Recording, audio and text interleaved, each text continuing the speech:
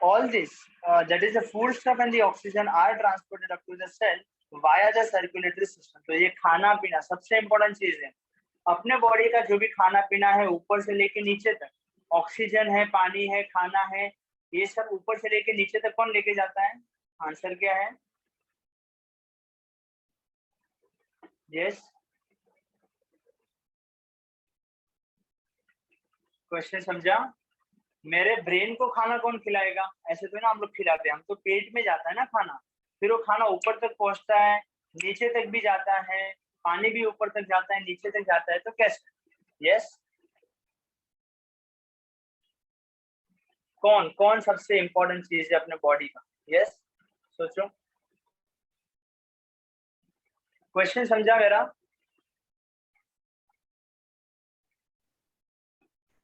Sir क्या बोल रहे थे, रिपीट करना, क्या क्वेश्चन बोल रहे थे? मेरे बॉडी अपने बॉडी ने जो भी चीज खाया वो तो स्टमक में है, तो ब्रेन को वो चीज कैसे मिलेगा? खाना या तो पानी या तो ऑक्सीजन. और मेरे पाव का सबसे नीचे वाला पार्ट, उसको खाना, पानी और ये ऑक्सीजन कैसे मिलेगा? Through blood circulation. यस, तो उन्होंने बोला कि इसीलिए all this food stuff and the oxygen are transported up to the cell via the circulatory system. ठीक है, तो सबसे इम्पोर्टेंट है. Beside it is coordinated by the control system of the body, that is each life process contribute in its own way in the process of energy production. मतलब energy production में खाना खाया तो बस वही नहीं, ऑक्सीजन लेने जाने में भी कौन मदद करता है? वो भी इसी का पार्ट है, तो सब लोग इसमें मदद करते हैं. ठीक है, जैसे कि तुम बोलोगे कि पढ़ाई मैं कर रहा हूँ, मार्क्स मैंने लाया, तो मेहनत मम्मी पापा का भी होता है, वो तुमको खाना पीना देते हैं. पढ़ाई करोगे तो ऐसा टीवी भी बंद कर देंगे, तो वो लोग भी मोस्ट शौक नहीं करते कि तुम अच्छे से पढ़ो. तो ये सब सेक्रीफाइस हुआ उनका, तो उनका भी माना जाएगा. मतलब क्यों पसंद आओ, तुम्हारा अकेले का नहीं है, तुम भी उतने समझदार हो कि मानते हो ऐसा. आगे आगे functioning of all this life process also require the energy. तो ये सब करने के लिए अपने को एनर्जी चाहिए, तो ही अपना ये सर्कुलेशन भी होगा, डाइजेशन होगा, इजेशन होगा, सब कुछ होगा.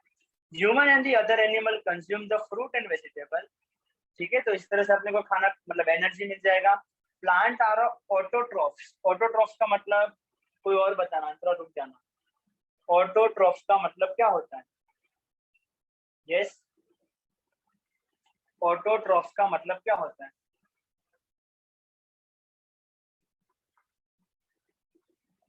क्या मेरा आवाज लैग कर रहा है?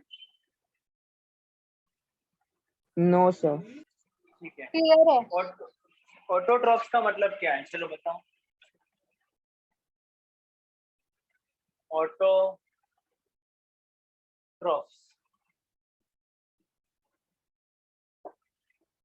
What is the meaning of autotrophs? किसी को पता है? हाँ या ना, जल्दी से बोलो. कोई मतलब कोई ऐसा ऑर्गन जिस light, water, carbon dioxide use करके. नहीं नहीं, ये एक ऑर्गेनिज्म है. This is an organism who can prepare their own food. Who can, sorry sir photosynthesis बोल सकते हैं इसको. नहीं नहीं नहीं, एक मिनट, वो सब कंफ्यूजन दूर करता हूँ. ऑर्गेनिज्म, ऐसे सारे ऑर्गेनिज्म मतलब ऐसे सारे जीव, ऐसे सारे जिंदा रहने वाली वस्तु, नॉट वस्तु, ऐसे जिंदा रहने वाली चीज है जो अपना खाना खुद बनाती है, उनको ऑटोट्रॉफ माना जाता है. और अपने को एक ही एग्जांपल पता है जो खुद का खाना खुद बनाता है, प्लांट. ठीक है, तो प्लांट अपना खाना खुद बनाता है. अभी इसको और डिटेल में पढ़ा, सर कैसे बनाता है? तो वो क्या करता है, कार्बन डाइऑक्साइड, सनलाइट और क्लोरोफिल, ये सबको जमा करके, और कुछ रह गया, यस, वाटर, और कुछ बाकी है नहीं, बस ये सब का मिला जुला के, ये सब का यूज करके वो खाना बनाता है, या तो एनर्जी बनाता है या तो ग्लूकोज बनाता है. तो प्लांट ऐसे अपना खाना बनाता है. इस प्रोसेस को ही माना जाता है कि फोटोसिंथेसिस. अभी ध्यान से सुनना मैं क्या बोल रहा हूँ. ये प्रोसेस को माना जाता है photosynthesis.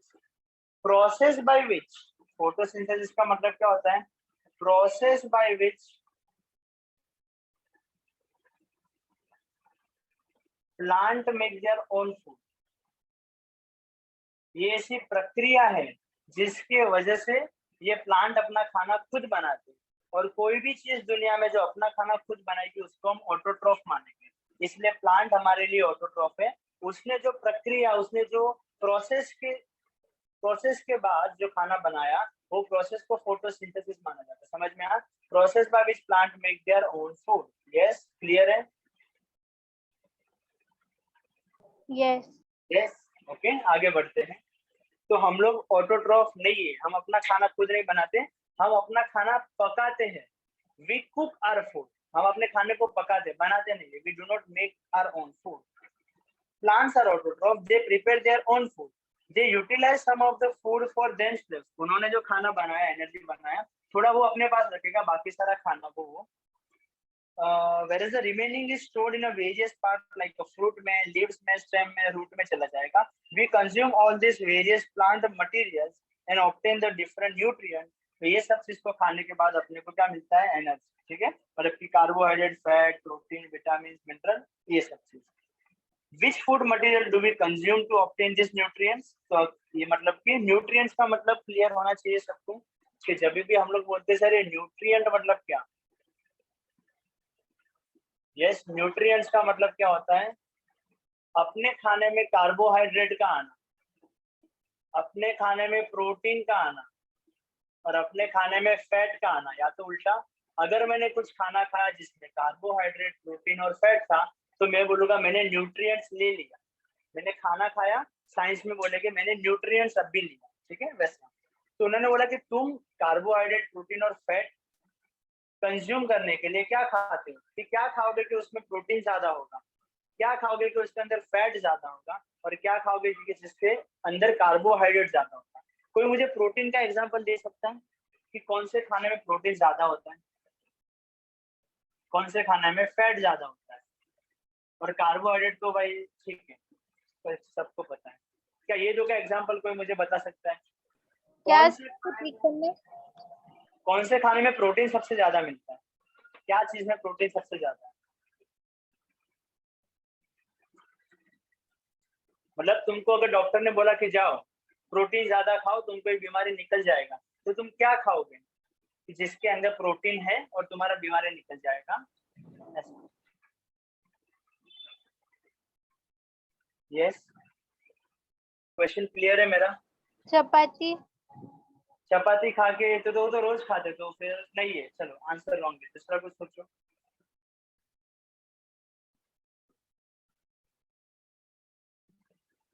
The chicken. Sorry, Chicken. Yes, very good. कौन बोला ये? सर चैतन्य। ओके, चिकन क्या पूरा नॉनवेज का जो भी चीज है उसमें प्रोटीन भर भर के रहता है। और कुछ चीज वेजिटेरियन के लिए किसी को पता है क्या खाना चाहिए कि भाई प्रोटीन मिलेगा? सब पनीर। बनी चीजें। पनीर, एक मिनट। पनीर, हाँ भी बोलो उदिता। मिल्क से बनी चीजें। वेरी गुड, आंसर ही खत्म कर दिया। इधर सब नॉनवेज लिख देता हूँ और इधर सब मिल्क प्रोडक्ट लिख देता हूँ। ठीक है, और कुछ किसी को पता है? और मेरे को दो आंसर चाहिए, दो तीन जितने भी होंगे अलग अलग। तीसरा चलो मैं बता देता हूँ। सोयाबीन आता है ना, तो वो ना मिल्क प्रोडक्ट है ना नॉनवेज है, सोयाबीन। तो ये भी इसमें प्रोटीन ज्यादा होता है। ये होने के बाद सी फूड मतलब नॉनवेज में आ गया ना। हाँ। सोयाबीन्स के बाद मैं ये बोलूंगा अपना पल्सिस, जितने भी दालें रहती है, दाल। ठीक है, तो वो सब दाल में भी प्रोटीन ज्यादा था। एग्स भी नॉनवेज में मैं गिनता हूँ। ठीक है, तो वो सब चीज आ गया। तो ये सब चीज में प्रोटीन ज्यादा होता है।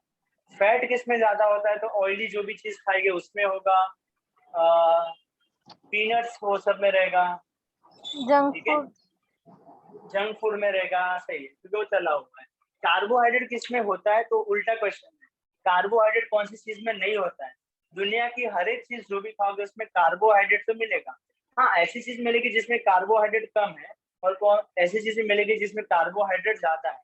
शुगर वाली चीजों में कार्बोहाइड्रेट बहुत ही ज्यादा होता है। जितनी भी शुगरी चीजें हैं उनमें कार्बोहाइड्रेट ज्यादा होता है।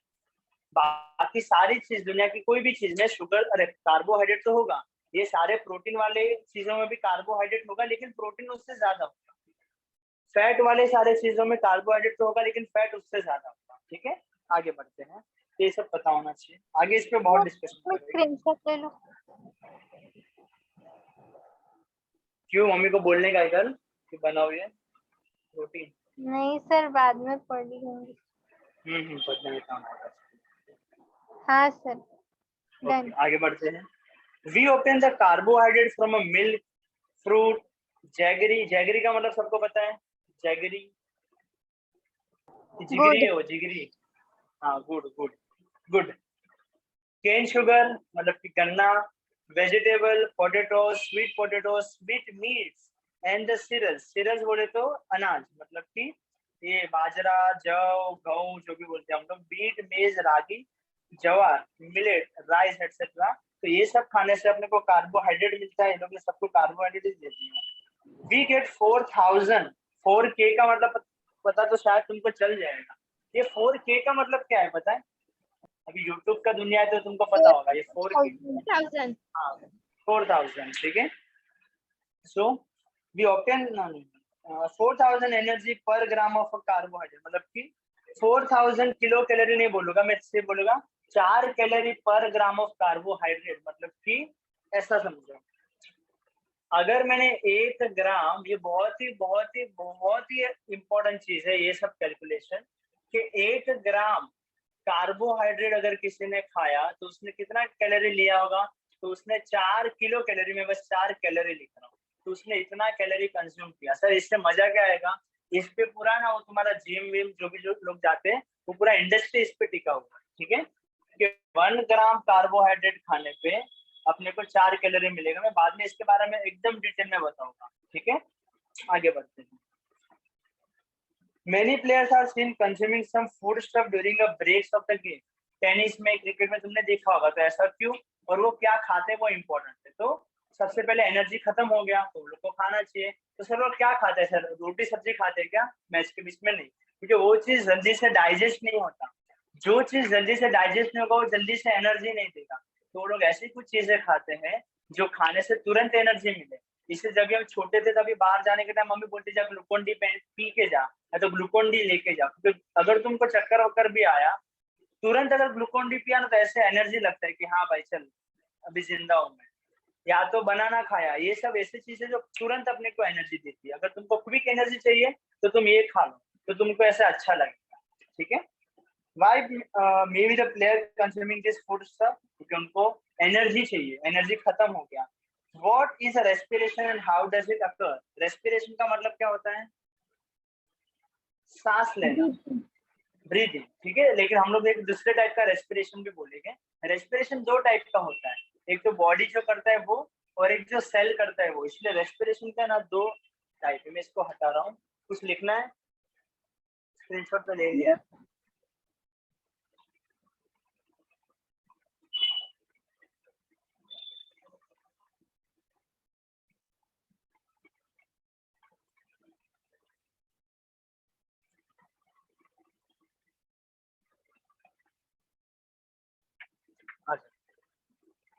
रेस्पिरेशन दुनिया में 2 टाइप के होते हैं। एक तो जो अपना बॉडी करता है वो नॉर्मल रेस्पिरेशन,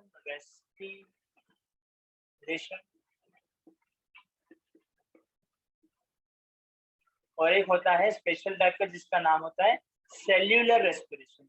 नाम से ही पता होना चाहिए कि सेल्यूलर मतलब कि जो सेल करेगा, मतलब कि अपना जो छोटा छोटा सेल होता है बॉडी में, वो उसको भी तो ऑक्सीजन चाहिए, वो भी तो कार्बन डाइऑक्साइड देगा, तो उसको सेल्यूलर रेस्पिरेशन बोलेंगे। ठीक है, आगे बढ़ते हैं।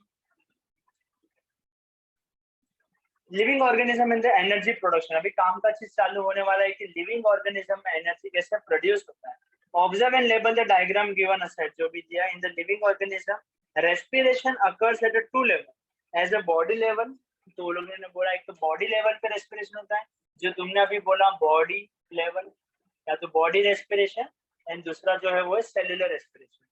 मेरा क्वेश्चन तुमसे एक, कभी तुम 10th में हो, आगे जाके थोड़ा पता होना चाहिए। हम लोग ब्रीद इन क्या करते हैं पता है? ब्रीद इन हम लोग अंदर क्या लेते हैं? जब भी हम सांस लेते हैं तभी अंदर क्या लेते हैं? जल्दी से, टाइम कम। ऑक्सीजन। और जब भी बाहर फेंकते हैं वो कौन सा कार्बन एयर होता है? तो ये चीज एकदम ही गलत है। हम लोग अंदर भी एयर लेते हैं और बाहर भी एयर छोड़ते हैं, लेकिन हम लोग जो एयर लेते हैं उसमें से अपना लंग ऑक्सीजन को पकड़ लेता है, बाकी सब चीजों को जाने देता है। और जब भी हम लोग सांस को बाहर फेंकते हैं, अपना बॉडी उसमें कार्बन डाइऑक्साइड भर भर के बेचता है। तो लोगों को ऐसा लगा, लोगों को लगा नहीं, हम लोग ने बच्चा जब तुम बच्चे थे तभी तुमको ऐसे पढ़ाया, तुमको ये सब पढ़ाएगा तो कैसे समझेगा। तो हम लोग ने एक ही चीज बोला, हम लोग अंदर ऑक्सीजन लेते हैं, बाहर कार्बन डाइऑक्साइड। लेकिन एक्चुअली में भी 10th में तो पता होना चाहिए, ऐसा कोई मैकेनिज्म थोड़ी ना है कि भाई इधर से ऑक्सीजन ही आएगा और इधर कार्बन डाइऑक्साइड ही बाहर जाएगा। हम लोग एयर अंदर लेते हैं और बाहर भी एयर ही छोड़ते हैं, लेकिन अपने एयर जो अंदर लेते हैं ना, बॉडी उसमें से ऑक्सीजन ले लेता है। और जब भी बाहर फेंकने का टाइम आएगा ना, तो जो चीज नहीं चाहिए वो भी बाहर जाएगा, और बॉडी ने जो कार्बन डाइऑक्साइड जमा किया है ना, वो सब भी उसके साथ बाहर जाएगा। पर जाएगा एयर ही, लेकिन वो एयर में कार्बन डाइऑक्साइड ज्यादा होगा, तो इसलिए हम लोग ऐसा बोलते हैं। ठीक है, तो oxygen and the carbon dioxide are exchanged between the body and the surrounding in a case of a respiration occurring at a body level. ये लोग ने भी अभी तक यही बताया, ये लोग ने डिटेल में नहीं बताया, आगे जाके पता चलेगा। तो लोग ने बोला है, ये लोग ने सेम चीज बोला है कि बॉडी लेवल पे हम लोग ऑक्सीजन लेते हैं और बदले में दुनिया को कार्बन डाइऑक्साइड देते हैं। इसको बोला ऑक्सीजन एंड कार्बन डाइऑक्साइड का एक्सचेंज होता है। In case of a respiration at a cellular level, food stuff are oxidized either with the help, और अभी बहुत ही इंपॉर्टेंट चीज बोला, बॉडी लेवल पे रेस्पिरेशन का मतलब होता है कि वी, मैं अभी तुमको झूठ ही बताऊंगा कि we breathe in oxygen and in है ना, and we breathe out carbon dioxide. ठीक है, अभी हम लोग ये झूठ पे ही चले गए, अभी भी बच्चे ये वी ब्रीथ इन ऑक्सीजन, लेकिन कोई पूछे तो ऐसे आंसर देने का, we breathe in oxygen and we breathe out carbon dioxide. ठीक है, लेकिन वो लोग ने बोला ये तो बॉडी का हुआ, बॉडी का जो ऑक्सीजन है वो किसके पास जाएगा। सबसे पहले अभी पूरा सीक्वेंस देखना, मैंने ऑक्सीजन लिया, एयर लिया, लंग्स ने उसमें से ऑक्सीजन लिया। हेलो, क्या हुआ? यस अच्छा हाँ, अरे रुको रुको, अभी मुझे पूरा एक्सप्लेन करने दो। तो मैंने ऐसे अंदर एयर लिया, लंग्स ने उसमें से ऑक्सीजन को कलेक्ट किया, उसने वो ऑक्सीजन को ब्लड को दे दिया, ब्लड वो ऑक्सीजन को लेके पूरे बॉडी में घूमते रहता है। मैंने खाना खाया, स्टमक में गया, डाइजेस्ट हुआ, वो सारा फूड ब्लड में जाएगा छोटा छोटा होकर। मैंने पानी पिया, बॉडी को, सेल को पानी का भी जरूरत है, तो पानी भी ब्लड में जाएगा। ये सारा चीज लेके, ये जो अपना ब्लड है, ये समझो अपना आर्टरीज है जिसके अंदर ब्लड होता है। ठीक है, तो ये जो अपना ब्लड है, ये ब्लड के जो छोटे छोटे पार्टिकल है, इसके अंदर ये ब्लैक ब्लैक क्या है, खाने का चीज, ऑक्सीजन, पानी, ये सब चीज वो भर के जाता है। किसके पास जाता है? वो किसी के पास नहीं जाता, इसके नीचे ना सारे सेल्स बैठे हुए हैं। ठीक है, इसके अंदर क्या है, ये सेल बैठा हुआ है, ये सेल का न्यूक्लियस है। तो जैसे ही ये और ब्लड उसके आजू बाजू से जाता है, क्योंकि ब्लड की कैपिलरीज पूरे बॉडी में हर एक जगह पे, तो ये सेल्स क्या करेंगे, इसमें से अपने काम का चीज निकाल लेंगे। जैसे ये कार्बन डाइऑक्साइड, ये ऑक्सीजन है तो ले लेंगे, ये फूड का मटेरियल है तो ले लेंगे, पानी है तो ले लेंगे, और बदले में ये ब्लड को बोलेंगे चल मेरा कार्बन डाइऑक्साइड लेके जा, कचरा जमा हुआ है वो लेके जा, मेरे पास भी कचरा जमा है लेके जा, और मेरे पास भी कचरा हुआ है जमा लेके जा। समझ में आया? यहाँ तक समझ में आया मैंने क्या बोला? Yes sir. आगे बढ़ते हैं। इसके बाद ये ब्लड आगे जाएगा, ऊपर जाएगा, अब इसमें कचरा जमा हो गया है, तो ये कचरे को साफ करने के लिए आधा जाएगा किडनी के पास। तो किडनी इसको साफ करके ब्लड को किधर भेजेगा? साफ करने का मतलब क्या होता है, हार्मफुल यूरिन वूरिन निकाल लेता है, लेकिन इसके पास अभी भी कार्बन डाइऑक्साइड बहुत है। तो ये एक बार प्यूरिफाई होने के बाद, सारे जर्म, सारे गंदा कचरा निकलने के बाद, कार्बन डाइऑक्साइड जो जिसमें जाता है वो ब्लड जाएगा इधर हार्ट या तो लंग्स के पास, और फिर से इधर से प्यूरिफिकेशन होगा और कार्बन डाइऑक्साइड इधर से बाहर निकलेगा।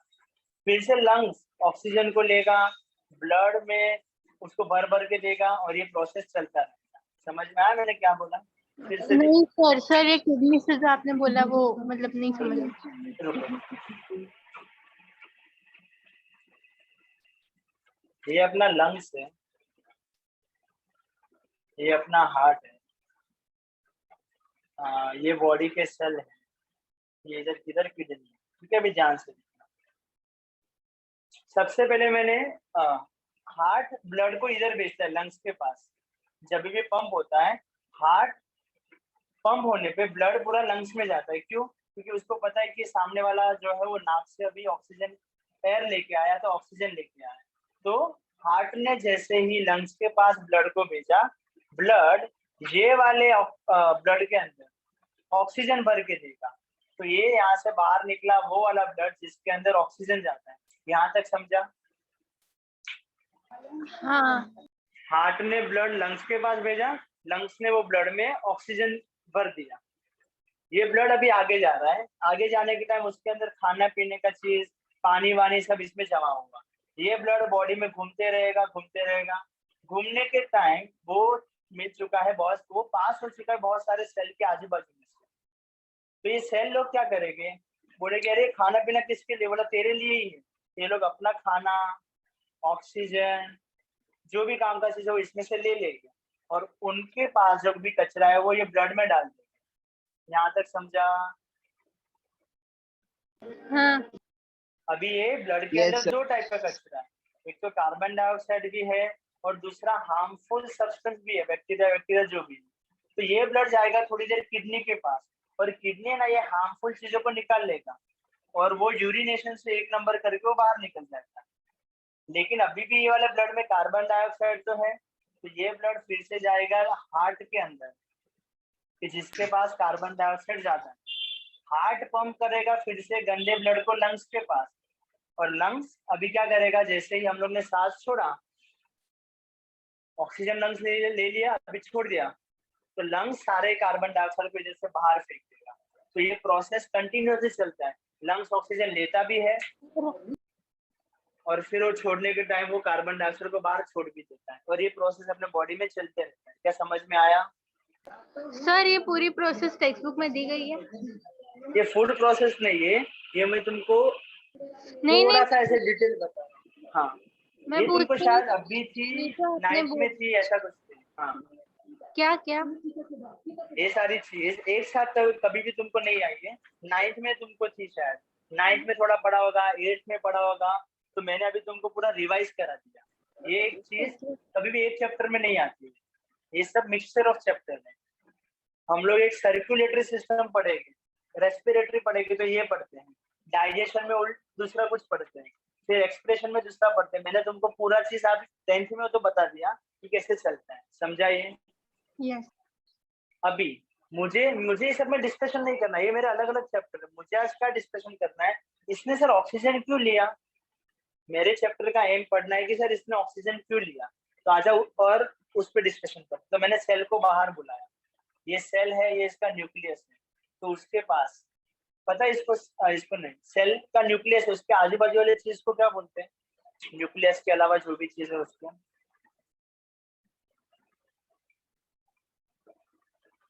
साइटोप्लाज्म बोलते हैं। क्या बोलते हैं? इसको साइटोप्लाज्म बोलते हैं, और ये भाई को न्यूक्लियस बोलते हैं। साइटोप्लाज्म में सेल ऑर्गेनिल रहते हैं। सेल ऑर्गेनिल क्या करते हैं? अलग अलग काम करते हैं। तो सिंपली खाना जो यहाँ पे आया था और ऑक्सीजन जो यहाँ पे आया था, अभी अपना सेल, छोटा सा सेल, ये खाना और ऑक्सीजन का कुछ करने वाला है और अपने को एनर्जी मिलने वाला है। ये हम लोग पढ़ने वाले हैं। समझ में आया? यस। Yes. अपना Can you बॉडी अपना, हाँ बोलो क्या हुआ? repeat कर सकते हो? हाँ, पूरा कि यहाँ से इतना, ये वाला चीज।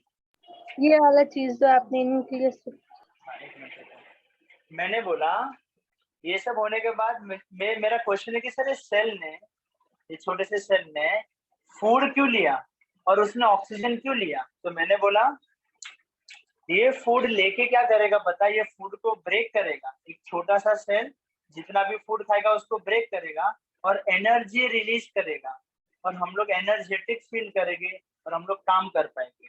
हर एक सेल थोड़ा थोड़ा फूड लेता है और फिर थोड़ा थोड़ा एनर्जी अपने बॉडी को देता है, तो वो चीज काम कर पाता है। जैसे कि मैं बोलूँ सर मेरा अभी दिमाग काम नहीं करेगा, क्यों? तुम्हारे दिमाग के अंदर जितने भी सेल थे उसने सारा एनर्जी तुमको दे दिया, थोड़ा थोड़ा करके तुमने यूज कर लिया, अभी तुम थक गए हो।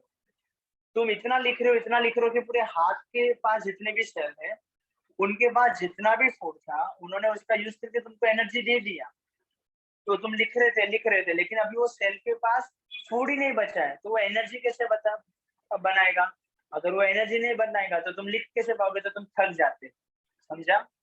हम रनिंग करके आते हैं तो अपने लेग्स के जितने भी सेल है वो अपने फूड का यूज करके तुमको एनर्जी देते हैं, लेग्स को एनर्जी देते हैं, तुम भागते जाते हो। लेकिन एक थोड़े दिन बाद पूरा, थोड़े दिन नहीं थोड़े घंटे बाद पूरा फूड ही खत्म हो गया, तो वो एनर्जी कैसे बनाएगा?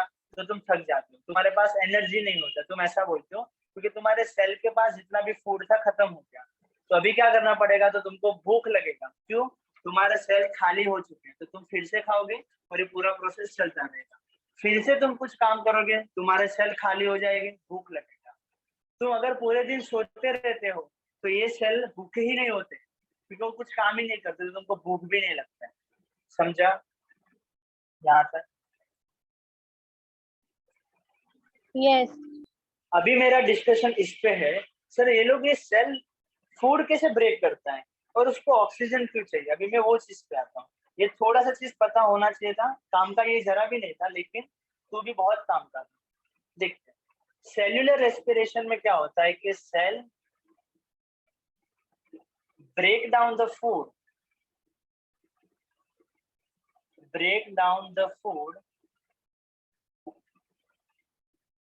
to give energy to the body। ठीक है?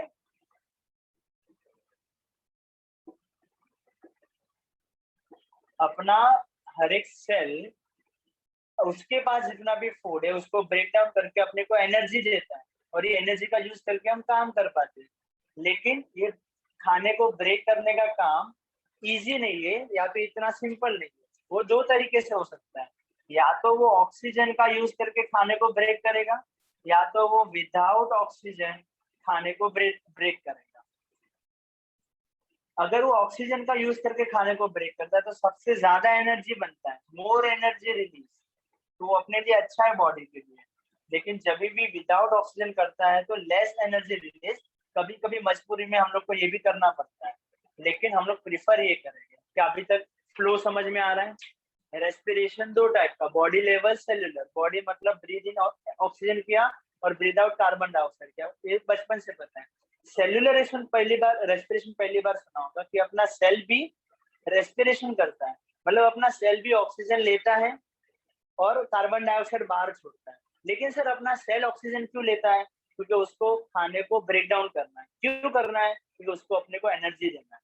समझ में आया?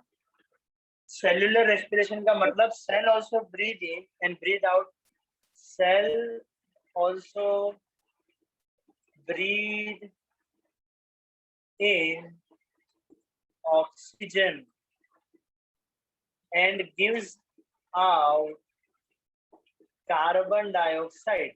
इसको बोला जाता है सेल्यूलर रेस्पिरेशन। सर अपना सेल ऑक्सीजन क्यों लेता है? क्योंकि उसको फूड को ब्रेक करना है। फिर फूड को क्यों ब्रेक करना है? क्योंकि उसको अपने को एनर्जी देना है। ठीक है, अभी आगे बढ़ते हैं। ये चैप्टर का मीनिंग है, कैसे होगा वो एग्जाम में आता है। एग्जाम में ये नहीं पूछते कि क्या पढ़ा, लेकिन ये पता होना चाहिए 10th पास करके गए क्या पढ़ा सेकंड चैप्टर में, तो सेकंड चैप्टर से अपने को ये सीखा जो लाइफ में कुछ काम आएगा। आगे बढ़ते हैं। एक मिनट सर, स्क्रीनशॉट लेने दो। ले स्क्रीनशॉट का फिर क्या करते हो? डिलीट करते हो? नहीं, बाद में पढ़ते हैं। पढ़ने से अच्छा लिखने का ना, अभी लिखते हैं। इन लिविंग ऑर्गेनिज्म तो याद रहेगा। Respiration occurs at two level, body and the cellular level. Oxygen and the carbon dioxide are exchanged between the body and the surrounding. In a case of a respiration occurring at a body level, in a case of the respiration at the cellular level, food stuff are oxidized, मतलब कि food stuff break होता है। आगे बढ़ते हैं। How many atoms of this are respectively present in the molecule of a glucose? उसने बोला एक ग्लूकोज के मॉलिक्यूल में, जब भी हम लोग बोलते हैं सर ये मेरा ग्लूकोज पिया, तो ग्लूकोज के अंदर कार्बोहाइड्रेट होता है। उन्होंने पूछा है कि कितना उसमें कार्बन होता है, कितना हाइड्रोजन होता है और कितना ऑक्सीजन होता है। तो ये चीजें भी याद रखने लायक है। 6 कार्बन के मॉलिक्यूल, H2O होता है तो 6 ऑक्सीजन के मॉलिक्यूल, और हाइड्रोजन ऑक्सीजन से डबल होगा। तो ये ग्लूकोज का फॉर्मूला है। जैसे आज तक तुमको वाटर बोला था तुम H2O बोलते थे, तो आज के बाद मुझे अच्छा लगेगा अगर कोई ग्लूकोज की जगह पे C6H12O6 बनेगा, बोलेगा। तो एक ग्लूकोज का मॉलिक्यूल इस चीजों का बना हुआ है, 6 कार्बन, 12 हाइड्रोजन और 6 ऑक्सीजन। समझ में आया? आगे बढ़ते हैं। Which Yes. Type of chemical bond are present between all this atom? तो इन दोनों के बीच में कौन सा बॉन्ड होता है? तो ये कोवेलेंट बॉन्ड होता है। सर बॉन्ड भी दो टाइप के होते हैं, देखिए। In terms of chemistry what happen actually when a molecule is oxidised? Chemistry की लैंग्वेज में बोले तो जब भी ऑक्सीडेशन होगा तो एनर्जी रिलीज होगा, और वो एनर्जी हम लोग यूज करके मैं अभी पढ़ा पाता हूँ, तुम बैठ पाते हो। जैसे बीमार लोग को बोलेगा ना तो बैठने को भी उनको नहीं होता है, उनका मन नहीं होता है, या तो दूसरा वो थक जाते हैं। बैठे बैठे कौन थकता है? हम नहीं थकते, हमारा पूरा बॉडी अच्छे से काम कर रहा है। लेकिन जो बीमार है उसके बॉडी को एनर्जी उसमें भी जाता है, पता है, बैठने में भी एनर्जी जाता है। सबसे कम एनर्जी सोने में जाता है। ठीक है, आगे। Carbohydrate of the food that we consume every day are mainly utilized for a production of energy required for a daily need. अपने खाने में रोज जो खाते हैं उसमें कार्बोहाइड्रेट ज्यादा होना चाहिए। जैसे कि तुमने दिन में थोड़ा सा आउट ऑफ द वे जाके बात, चलो अभी नहीं करना है, नॉर्मल पे रहते हैं, नहीं तो ये चैप्टर फिर हो गया, बाद में देखते हैं। जितना भी हम लोग ने आज खाना खाया उसमें से समझो तुमने आज 2000 कैलोरी खाना खाया, तो उसमें से 1500 या 1200 कैलोरी बस तुम्हारा कार्बोहाइड्रेट से आएगा, तो ज्यादा अच्छा है। फिर बाकी का 600 जितना भी है वो प्रोटीन से आया तो अच्छा है, और 200 फैट से आया तो कुछ प्रॉब्लम नहीं होगा। लेकिन तुमने जैसे ही जंक फूड खाया, फैट बढ़ जाएगा और कार्बोहाइड्रेट बढ़ जाएगा, प्रोटीन कम हो जाएगा, या तो फैट सबसे बड़ा होगा, इसीलिए वो खाना अच्छा नहीं माना जाता। अगर तुमने जो भी खाना खाया उसमें कार्बोहाइड्रेट ज्यादा था तो तुम पूरे दिन में अच्छा फील करोगे, तुम्हारे पास भरपूर एनर्जी होगा। आगे बढ़ते हैं। Carbohydrates of the food that we consume every day are mainly utilized for production of energy required for a daily need. अपने बॉडी को जो एनर्जी चाहिए वो खाना खाने में, और खाने में भी कार्बोहाइड्रेट का यूज करके वो लोग बनाते हैं अपनी body. This energy is obtain in the form of ATP. ATP का फुल फॉर्म यहाँ पे दिया है, या तो लिख लेना, लिखो एटीपी क्या होता है। मैं हटा रहा हूँ, ठीक है, उसका स्क्रीनशॉट लिया है, हटा रहा हूँ उसको। उन्होंने बोला अभी थोड़ा साइंटिफिक वे में कि हम लोग को पढ़ना क्या है वो तो समझ में आया, अभी बस क्या हुआ। Hello,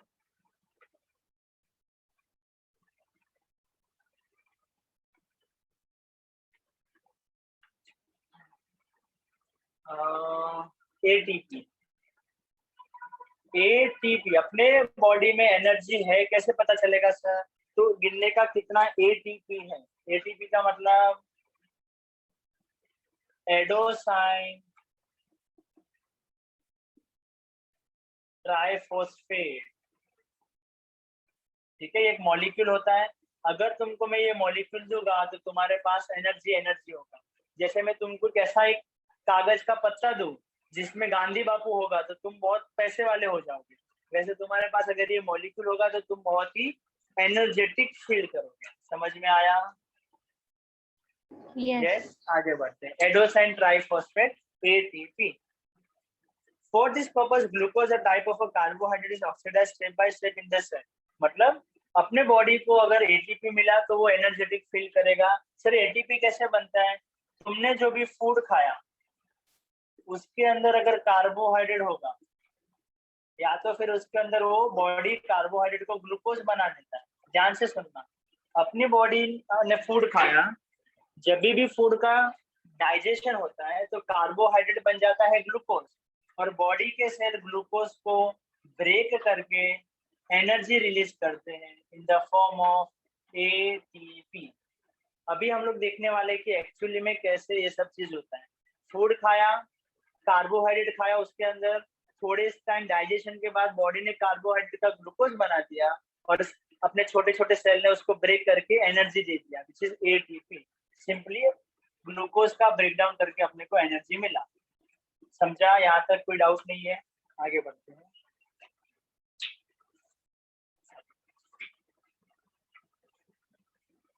this is called as a cellular respiration. Simple, cellular respiration का डेफिनेशन लिख लो, मतलब कि समझ में आएगा।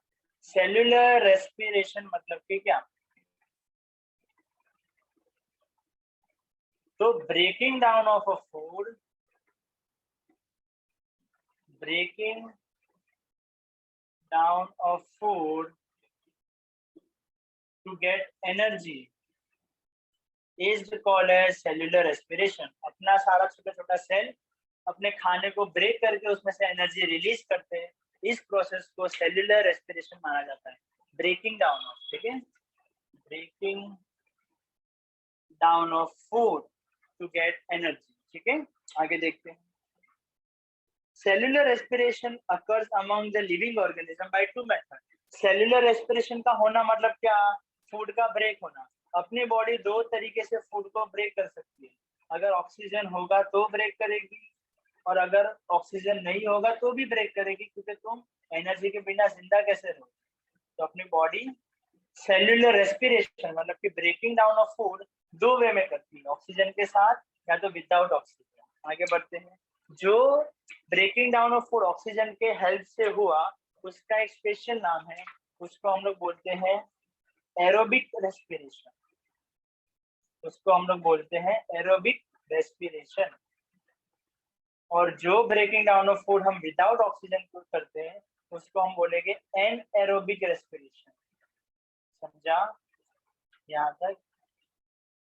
ये पूरा फ्लो तुम्हारे दिमाग में चिपक जाना चाहिए, पूरा का पूरा ये दिमाग में होना चाहिए.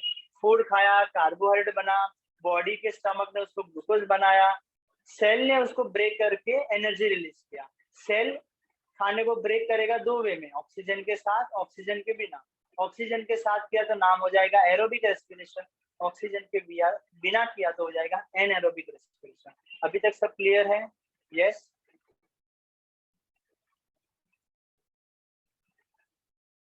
Yes yes. आगे बढ़ते हैं.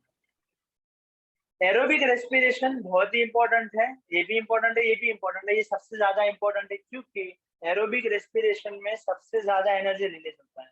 मोर एनर्जी रिलीज और इधर less energy release.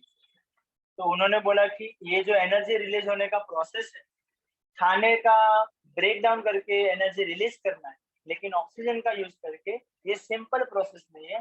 This is a 3 step process. अभी हम लोग वो 3 स्टेप प्रोसेस देखने वाले हैं. आगे बढ़ते हैं. तो ये इसका स्क्रीनशॉट लेना तो जल्दी चलो ले लिया. चलो आगे बढ़ते हैं. डन. यस आगे. अभी थोड़ा ऐसा सीट बेल्ट बांध के बैठना, ठीक है, क्योंकि हम लोग पूरा एरोबिक रेस्पिरेशन को देखने वाले हैं. कुछ इजी है और बाद में तुमको इसका वीडियो भी दिखा दूंगा तो तुमको पता चलेगा अच्छा अपने सेल के अंदर ये सब चीज होता है और खत्म. ठीक है, चैप्टर का one of the important part. और क्वेश्चन आता है तो इस पे से भी बहुत ही ज्यादा आता है. सबसे पहले फूड का ब्रेकडाउन जो होता है या तो ग्लूकोज का ब्रेकडाउन जो होता है वो तीन वे में होता है. सबसे पहला स्टेप होता है उसके अंदर ग्लाइकोलिसिस. सेकंड जो स्टेप होता है उसको हम लोग बोलते हैं ट्राई कार्बोक्सिलिक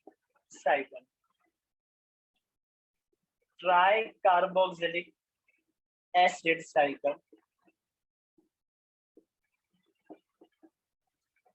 और जो लास्ट है उसका नाम है इलेक्ट्रॉन ट्रांसफर चेन.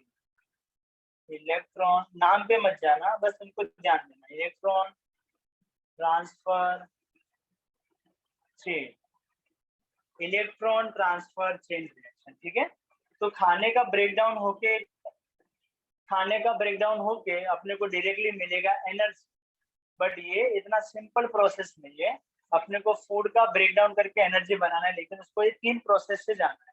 सबसे पहला glycolysis, try carboxylic acid cycle और फिर है इलेक्ट्रॉन ट्रांसफर चेन. बहुत ही इजी है, समझ में आ जाएगा, ध्यान देना. Process of glycolysis occurs in cytoplasm. सबसे पहला खाना जो अपने सेल में आया था, ये अपना सेल था, उसने खाना लिया, तो खाना किधर लिया? इसमें. ये पार्ट को क्या बोलते हैं? साइटोप्लाज्म. तो उन्होंने बोला process of glycolysis occurs in cytoplasm. Molecule of a glucose is oxidized step by step in the process of 2 molecules of each pyruvic acid, ATP, NADH2 and the water are formed. Glycolysis में क्या होता है? जो मेरा C6H12 O6 मतलब मेरा जो glucose था उसको मैंने भर भर के ऑक्सीजन दिया, तो ये ग्लूकोज ब्रेक डाउन होके मुझे क्या मिला? First pyruvic acid,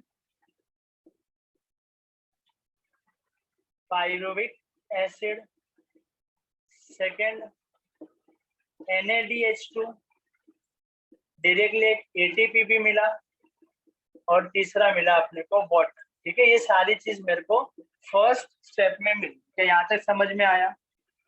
process of glycolysis occurs मतलब कि मेरे ग्लूकोज को मैंने ऑक्सीजन का हेल्प करके ब्रेक किया, तो मुझे क्या मिला?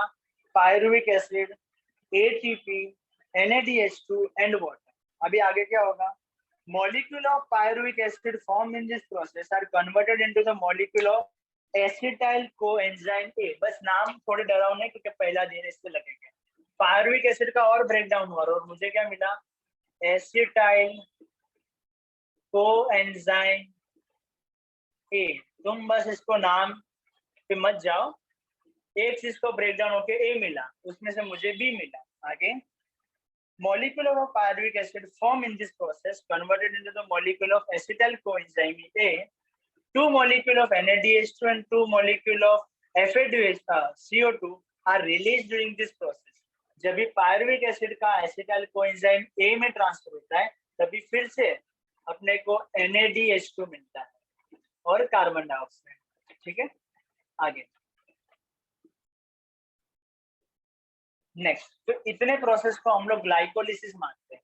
खाली इतना जो हम लोग ने अभी रीड किया, ये प्रोसेस को ग्लाइकोलिसिस मानते हैं। फिर से ध्यान से सुनना, मेरे सेल ने फूड लिया, उस पे ऑक्सीजन ने काम किया और मेरे ग्लूकोज को उसने ब्रेक किया। ग्लूकोज को ब्रेक करके मुझे क्या मिला? पायरुविक एसिड, NADH2, ATP और वाटर। वाटर तो वैसे कुछ काम का नहीं था, ये तीन चीज मेरे काम की थी। पायरुविक एसिड का उसने और ब्रेक डाउन किया और मुझे क्या मिला? Acetyl coenzyme A। और ये ब्रेकडाउन होने के समय मुझे NADH2 और CO2 फिर से मिला। जैसे ग्लूकोज का ब्रेकडाउन होने पे मुझे 4 चीज मिला था, वैसे पायरुविक एसिड का ब्रेकडाउन होने पे मेरे को और 2 चीज मिला। क्या ये थोड़ा थोड़ा दिमाग में गया? आया ना? यस और नो? थोड़ा Yes. दिमाग में गया तो भी चलेगा क्योंकि पहली बार है, एक दो बार रिवाइज करेंगे, वीडियो देखेंगे तो सब समझ में आएगा। थोड़ा बस तुमको फ्लो बनना चाहिए। हाँ, ग्लूकोज था, ब्रेकडाउन हुआ, 4 नाम बने, मेरे को याद नहीं है, वो 4 में से एक का और ब्रेकडाउन हुआ, खत्म। इसका मतलब एक ग्लाइकोलिसिस हुआ। Second, try carboxylic acid cycle, both molecule of acetyl coenzyme A enter the mitochondria. अभी ये साइटोप्लाज्म में भी है, स्पेशली ये चीज किधर होता है? तो माइटोकॉन्ड्रिया में। और बचपन में तुमने पढ़ा होगा mitochondria is a power house of the cell, क्योंकि यहाँ से अभी बहुत सारा एनर्जी निकलने वाला है। ठीक है, तो देखते हैं process of both molecule of acetyl coenzyme A। अभी यहाँ पे क्या आया? ये एसिटाइल कोएंजाइम A मेरे इसमें आ गया, इसमें माइटोकॉन्ड्रिया में आ गया। और अभी इसका क्या होगा? Cyclic chain of a reaction called the try carboxylic acid cycle. नाम पे नहीं जाना, अभी इस पे कुछ होने वाला है। Operated on it in the mitochondria, acetyl part of acetyl coenzyme A is completely oxidized through a cyclic process। और बस तुमको इतना याद रखना है, फर्स्ट प्रोसेस है जो एसिटाइल कोएंजाइम A बना था वो माइटोकॉन्ड्रिया में आया और उसका फिर से ब्रेकडाउन हुआ और मुझे क्या मिला? तो सबसे पहले अपने को मिला काम का चीज NADH2, फिर अपने को मिला FADH2 और 2 ऐसा कुछ काम का चीज नहीं मिला, एक वाटर और कार्बन डाइऑक्साइड। ठीक है, CO2 and H2। क्या यहाँ तक समझ में आया क्या हुआ? Yes.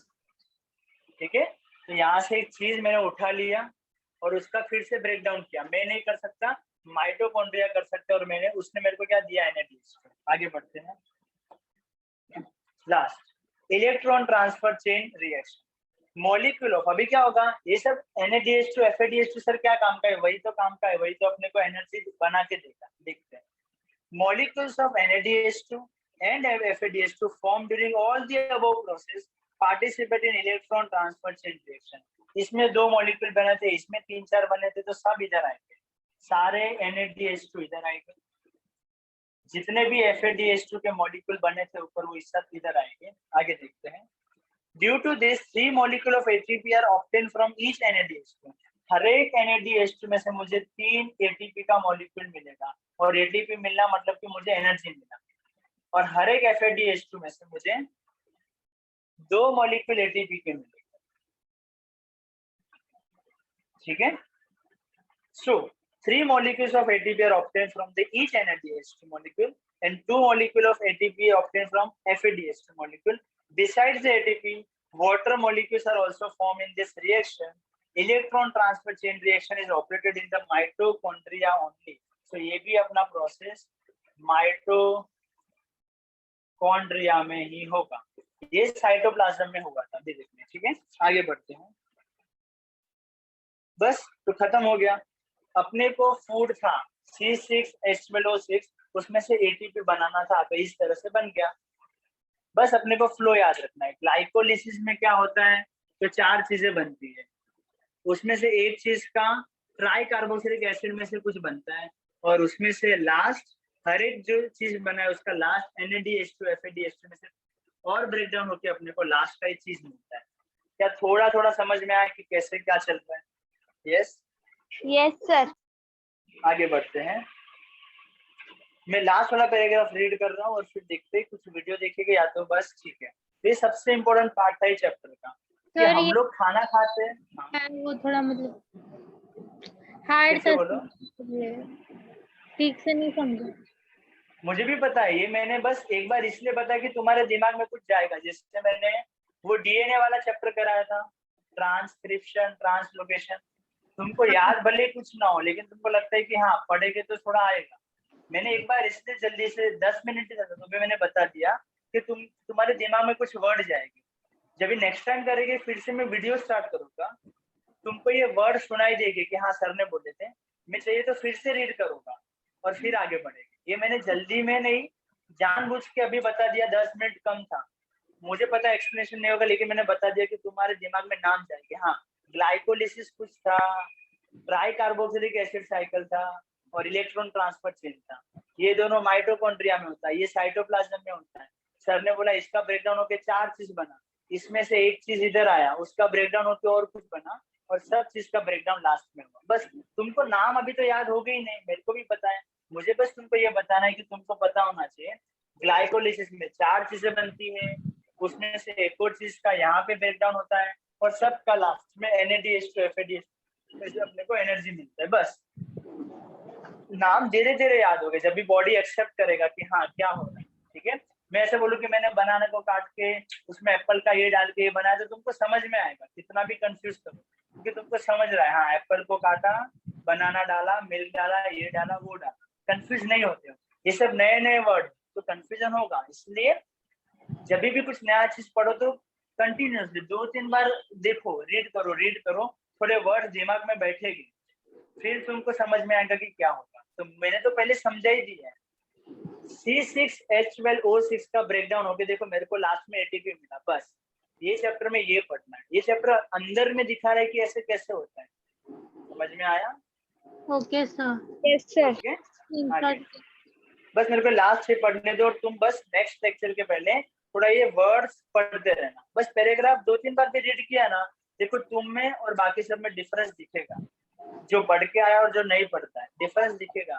क्या सर थोड़ा समझ रहा है क्या बोल रहे हो, क्या इसका ब्रेकडाउन हुआ, ये मिला, ये मिला, लास्ट सर एक मिनट स्क्रीनशॉट लेने दो। ले लो। याद रखना सबसे इम्पोर्टेंट है, NADH2 FADH2 का ब्रेकडाउन होकर ATP मिलता है, तो अपने को हर एक स्टेप में NADH2 FADH2 मिलना चाहिए। क्या है वो सब देख लेंगे। If there is an insufficient amount of carbohydrate in the body due to the exceptional condition like fasting and hunger, then lipids and protein are used for the energy production. अभी तक हमने जो पढ़ा ना, मैंने बस ग्लूकोज का break करके एनर्जी बनाया। अपने बॉडी को तो पता नहीं कि कभी तुम फास्टिंग पे चले जाओगे तो उस दिन तो तुम कुछ खाओगे नहीं, तो बॉडी को तो सर्कुलेशन, यूरिनेशन, डाइजेशन, ब्रीदिंग, ये सब काम तो चालू रखना ही है। फास्टिंग के टाइम तुम तो ना पढ़ना बंद करोगे, आज तो फास्टिंग है, तो बॉडी तभी भी काम कर रहा है, तो सर एनर्जी किधर से आता है? तो बॉडी फिर शाना है, बॉडी अपने प्रोटीन में से, अपने फैट में से एनर्जी निकालने लगता है। तो अगर तुम जब भी देखोगे किसी लोग को कि 10 दिन तक उन्होंने कुछ नहीं खाया या फास्टिंग है, वो अपने आप पतले हो जाते हैं। उसका रीजन क्या है कि बॉडी ने उसके फैट में से बोला कि ये भाई चल चर्बी है ना, वो चर्बी को पिघाल के उसने बॉडी एनर्जी बना दिया और तुम्हारा काम का चला गया। तुम और 20 दिन नहीं खाओगे तो जितना फैट है उसका यूज करते रहेगा, बॉडी करता ही रहेगा। वो होने के बाद अपने जो मसल होते हैं, बाइसेप हो गया, ट्राइसेप हो गया, जो भी चीज है वो सब में से ये सब हो गया, सब जिधर से उसको एनर्जी मिलेगा ना फैट, वो सबको का यूज करके उसमें से एनर्जी निकाल लेगा। तो अगर किसी ने ऐसे 20 दिन 30 दिन फास्ट किया तो देखो एकदम ऐसा हो जाता है। क्यों? उसके बॉडी में जिधर जिधर एनर्जी था बॉडी ने सब यूज कर दिया, तो एकदम पतला हो गया। समझा? और वो अच्छी चीज नहीं होती है। Yes, कोई लोग sir. ऐसे पतला होने के लिए फास्टिंग करते, अच्छा नहीं है। जैसे वो फास्टिंग छोड़ते हैं ना, विद इन 1 मंथ वो वैसे का वैसा उससे बढ़ जाते। क्यों? क्योंकि बॉडी को पतला करने का एक वे होता है, ठीक है? ये फास्टिंग करके तुमने थोड़ी देर के लिए अच्छा होगा जैसे पर वो अच्छा नहीं है लॉन्ग टर्म के लिए, और हेल्थ वाइज तो बिल्कुल नहीं। आगे बढ़ते हैं। If there is insufficient amount of carbohydrate in the body due to the exceptional condition like fasting and hunger, then lipid and protein, lipid का मतलब होता है fat, and protein are used for energy production. In a case of the lipid, they are converted into the fatty acid. अभी ये थोड़ा bouncer तो नहीं जाएगा, बट हाँ एक चीज तुमको पता होना चाहिए, तुमको 9th में भी होगा। बॉडी जब भी कार्बोहाइड्रेट खाता है ना, तो उसका वो ग्लूकोज में कन्वर्जन करता है, और फिर ग्लूकोज इजीली अपना सेल डाइजेस्ट कर पाता है या तो उसका यूज कर पाता है। वैसे ही लिपिड्स है, उसको भी अपने को कुछ दूसरे सिंपलर फॉर्म में कन्वर्ट करना पड़ेगा। मुझे बताओ, छोटे बच्चे को हम लोग कैसे खाना खिलाते हैं? सपोज कि वो 6 मंथ का है, तो उसको हम कैसे खाना खिलाएंगे? एकदम थोड़ा थोड़ा और कैसा उसका साइज क्या होगा? छोटा छोटा स्मॉल पीस और उसको खिलाएंगे क्या?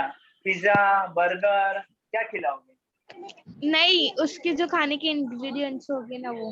मतलब उसमें भी कैसा दाल होता है या तो राइस होता है, उसको रोटी भी नहीं खिला सकते 6 महीने के, तो वैसे भी नहीं, लेकिन मेरी रोटी तो उसको बहुत बार बार खिलाना होता है। खिचड़ी विचड़ी ऐसा सब खिलाए, क्योंकि वो इजीली डाइजेस्ट होता है। फिर तुम्हारा आवाज कट हो रहा है, क्या बोल रहे हो? पेस्ट बना के जो उसको डाइजेशन हाँ वैसा तो अपने जो सेल है ना, उसको भी डायरेक्टली कार्बोहाइड्रेट नहीं समझ में आता है, वो खा ही नहीं पाएगा, वो छोटा बच्चा है, तो उसको डाइजेस्ट करके देना पड़ेगा। तो कार्बोहाइड्रेट अगर उसको खिलाना है, तुमको डॉक्टर ने बोला जाओ कार्बोहाइड्रेट खाओ, तो तुम सेल को इधर ही खिलाओ ना। क्यों नहीं खाता है? क्योंकि उसको ग्लूकोज के फॉर्म में चाहिए, ये डाइजेस्ट कर पाता है, वो इसका यूज करेगा। लिपिड्स है तो उसको फैटी एसिड बनाएगा और फिर उसका यूज करेगा। फैट है तो उसको अमीनो एसिड वैसा कुछ बना के वो यूज करेगा। समझ में आया? जैसे तुम्हारा सेल डायरेक्टली नहीं खाता है या तो छोटा बच्चा नहीं खाता है, वैसा सेल को भी ऐसा सिंपलर फॉर्म में देना पड़ता है। तो अपना स्टमक में जो जूस है ना, डाइजेशन का मतलब ही क्या होता है? ये सारी चीजों को सिंपलर फॉर्म में बनाना, फिर सेल ले लेगा और फिर वो अपना कामकाज। ये अभी हम लोग 10th में पढ़ रहे हैं कि फिर एनर्जी कैसे बनता है। 9th 8th में तुम पढ़ते हो कि कार्बोहाइड्रेट का ग्लूकोज होता है। अच्छा, ऐसा कुछ होता है। क्यों होता है आज पढ़ा, क्योंकि ग्लूकोज को फिर ऑक्सीजन देके वो पूरा उसका डाइजेशन करेगा। समझा? बस मेरे को लास्ट 2 लाइन रीड करने दो। Lipids, they are converted into the fatty acid, whereas the protein are converted into the amino acid. Fatty acid and the amino acid are converted into acetyl coenzyme है, और फिर से उसमें से energy मिलेगा। तो ये सबसे इंपॉर्टेंट पार्ट है। ग्लूकोज भी एसिटाइल कोएंजाइम ये बनता है और मेरे को एनर्जी देता है, NADH2 देता है, FADH2 देता है, फिर ATP देता है। मेरे प्रोटीन भी कन्वर्जन इसमें होता है और फिर ये सेम रिएक्शन होता है। मेरा फैट भी कन्वर्ट इसमें होता है, फिर यही बन जाता है। ठीक है, आगे चलते हैं। In case of liquid हो गया and energy is obtained through the complete oxidation of the acetyl coenzyme by the process Krebs cycle in the mitochondria। तो ये पूरे प्रोसेस को Krebs cycle बोलते हैं। क्योंकि सर ये सब किसको पता है? सपना में आया था? नहीं, एक साइंटिस्ट ने पूरा अपने सेल वेल को स्टडी किया था कि उसमें क्या हो रहा है तो जाके अपने को पता चला। ये साइंटिस्ट के बारे में उन्होंने ये किया था। ठीक है, देखो आज मैंने जो करा है ना, उसका बहुत ही ज्यादा अच्छा चीज यहाँ पे, ये बस एक बार गो थ्रू कर जाओ कि मैंने क्या पढ़ा। देखो, कार्बोहाइड्रेट था, स्टमक ने उसका डाइजेशन करके ग्लूकोज बनाया, ग्लूकोज का ग्लाइकोलिसिस हुआ, मतलब कि ये पहला पार्ट हुआ, उसमें से बना acetyl coenzyme A, pyruvic acid बना, फिर एसिटाइल कोएंजाइम ए, फिर उसमें से बना क्रब साइकिल, मतलब कि ये दोनों चीज, और लास्ट में एटीपी मिला। ये मैंने आज पढ़ा है, समझ में आया? रिवीजन हो गया ये पूरा। तो नहीं समझा तो क्या नहीं समझा इसमें देखना, और बार बार वर्ड यूज करना, ठीक है? यस समझा? बहुत ही अच्छा चीज है ये रिवीजन के लिए, ठीक है?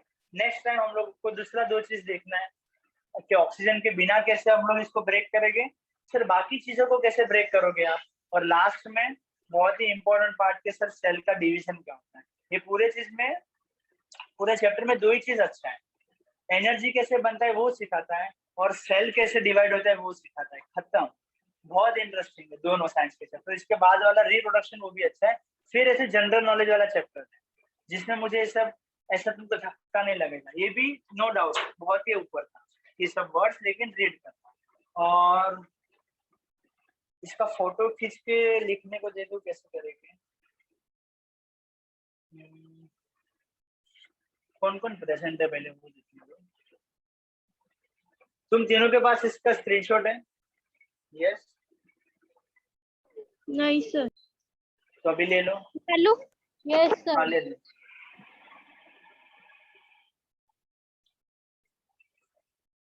सर ले लिया।